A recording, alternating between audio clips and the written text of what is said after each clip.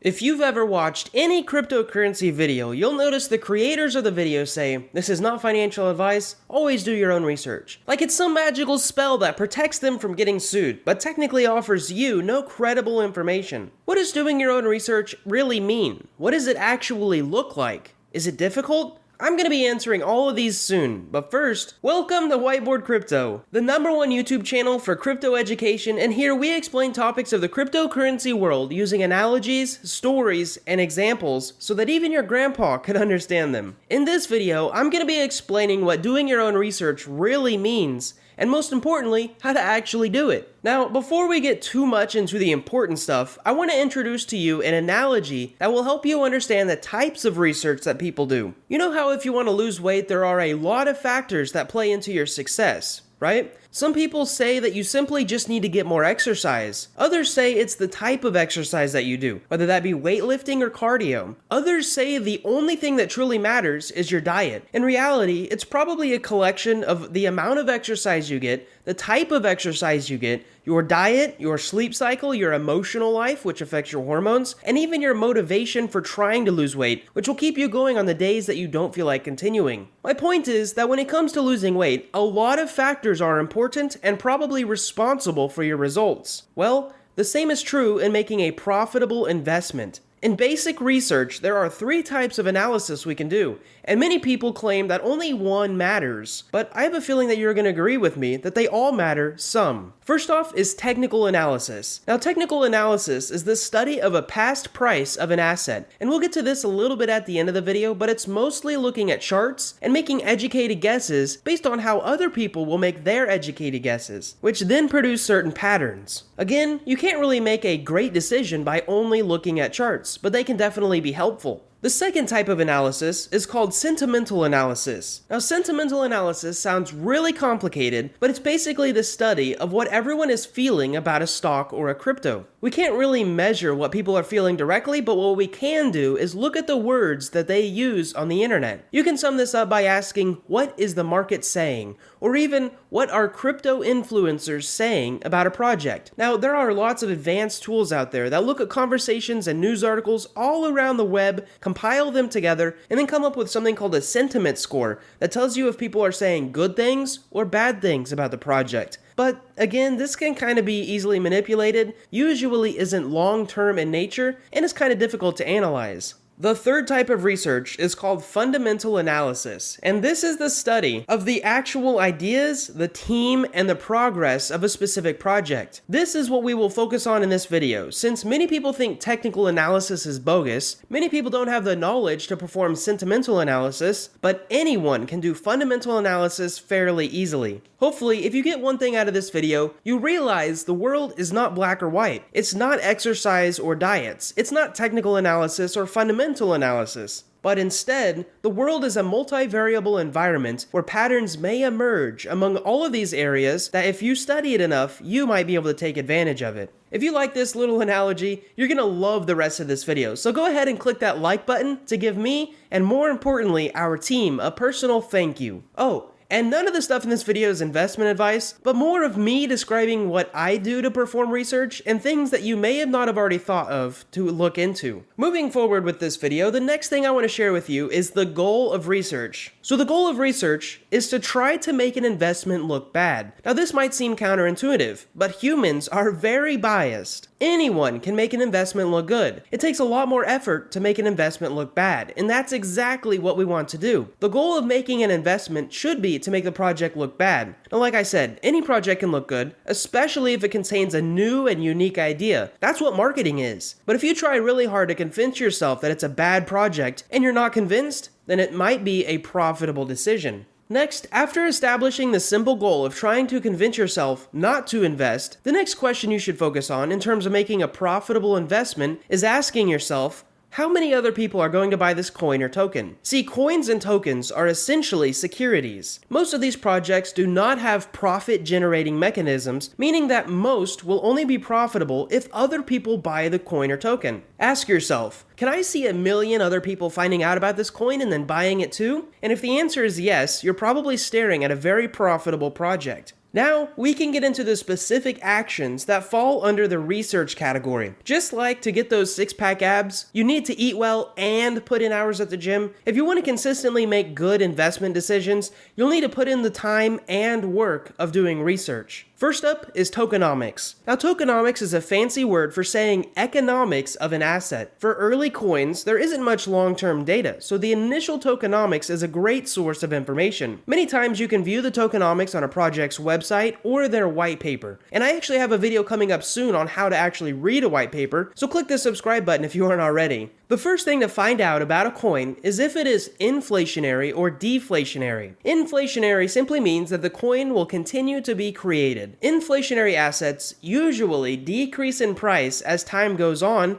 if nobody else continues buying. So unless there is a reason to keep buying, the price will go down. For example, the US dollar is inflationary. They keep printing more dollars, and every year it's worth less, meaning it takes more and more dollars to buy the same thing. The opposite of this is deflationary, and this means that the coin will actually start to be destroyed. Deflationary assets usually increase in price, assuming no other changes in the market, because as time moves on, there are less tokens to buy, so if the demand stays the same, the price will increase. First generation Pokemon cards fall under this category. Now, some tokens are actually a mix of these. For example, Bitcoin is actually inflationary right now because miners will keep mining more coins. One day though, there won't be any more coins to mint, and when that happens, it'll stop being inflationary. Now we can reasonably assume that since some people will lose their keys, forget their private keys, or send their Bitcoins to an address that nobody can access, eventually, Bitcoin will become deflationary.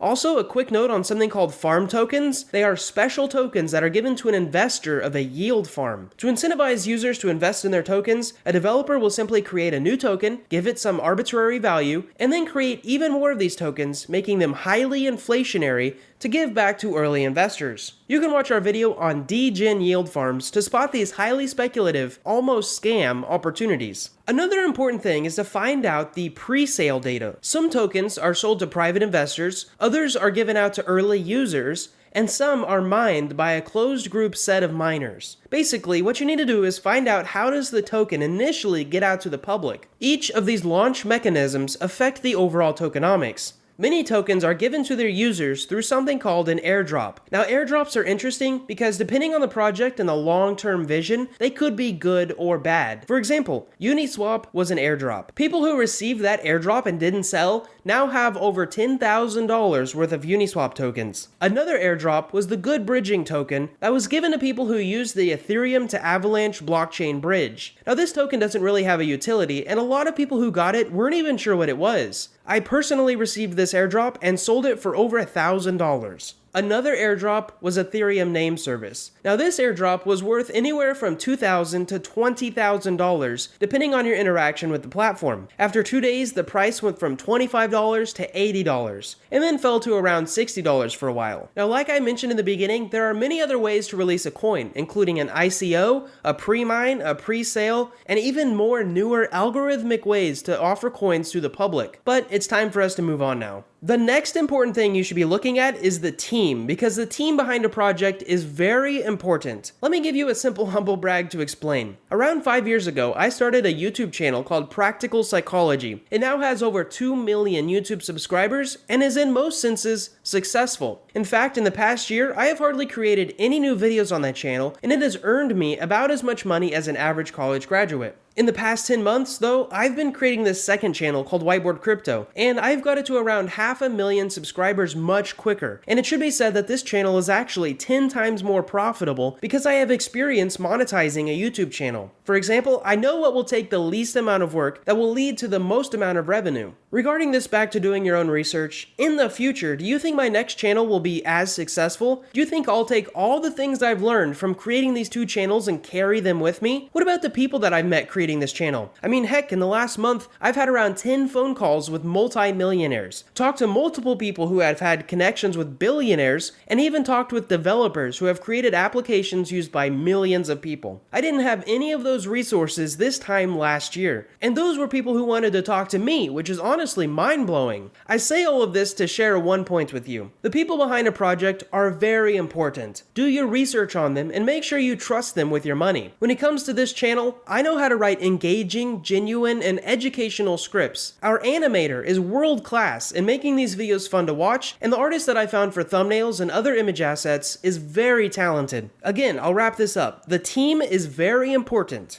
Another thing to check in your research is social media. Now, one good signal of a coin increasing in price are the content creators on the internet mentioning it. A golden goose that I've recently found is if the content creator specializes in only one project. For example, I've talked to Austin from Phantom Alerts, and he has a YouTube channel and Twitter account specifically for the Phantom blockchain. Although he's not directly sponsored by the chain, he does hold a decent amount and continues to create content to bring on new users. Another example is Taiki, who has a considerable amount of Twitter and YouTube followers, and whenever he makes a recommendation, he knows that some of his followers out there will go all in due to his past great calls. This means his reputation is on the line, so he's not going to be promoting a pump and dump, even if he claims that it's not financial advice. Again, seeing niche content creators is a very good sign, especially if they're creating lots of content. The Shiba Inu token is another example with an unofficial YouTube account that posts videos almost daily. If someone spends their time and energy to bring new people into a coin by creating content, it doesn't necessarily mean the coin is a good project fundamentally, but it does mean a community might form or that they might lead new investors to the project, which may or may not be good, but definitely is an important piece of information knowing as a potential investor. The next thing I want to teach you is to ask this most important question: what problem are they solving? Even better, how are they going to use your money to solve that problem? In the case of Bitcoin, it simply solves inflation. Now, people ask me all the time, why Bitcoin? And why not some other ERC20 token or a fork of Bitcoin? Well, Bitcoin was the first. When I talk about cryptocurrencies to anyone,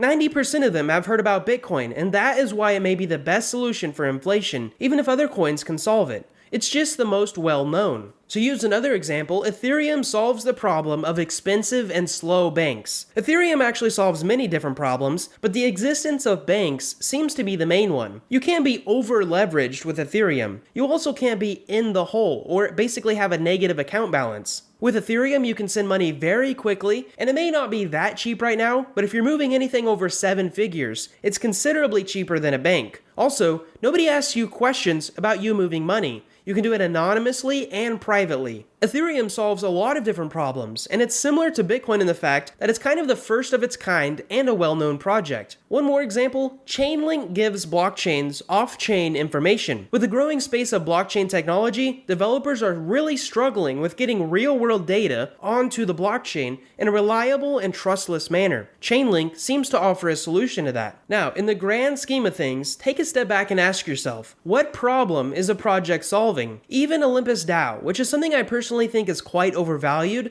solves a specific problem of a digital reserve currency and also a protocol-owned liquidity. Wrapping this up, there are some problems out there you may not be aware of, or others you may not even understand. I will never invest in a coin or a token until I understand the problem that it is solving, if it's trying to solve any. Another great source of fundamental analysis is simply to read the project's white paper. Now, a white paper is an official paper where the developers describe a problem that they want to solve, how they want to solve it, and why they are going to do it. For most people, white papers are usually pretty complicated, but I honestly believe anyone can read Bitcoin's white paper. Moving on, let's get into another big question of where does it deserve to be? I like to think of this as its deserving factor. So does Polkadot really deserve to be the #1 cryptocurrency? Does Bitcoin deserve to be number 92? By thinking about this in generalities, we can more accurately make a prediction where a coin might be by our previous knowledge of it. Avalanche might not deserve to be coin #1, but I don't think it should be number 1,000 either. So maybe 20 to 30 is a fair guess. Using these guesses, we can then divide the market cap by the total distribution of coins to get a fair idea of a fair price. Again, this is just another mental model that I use to help with my investment decisions.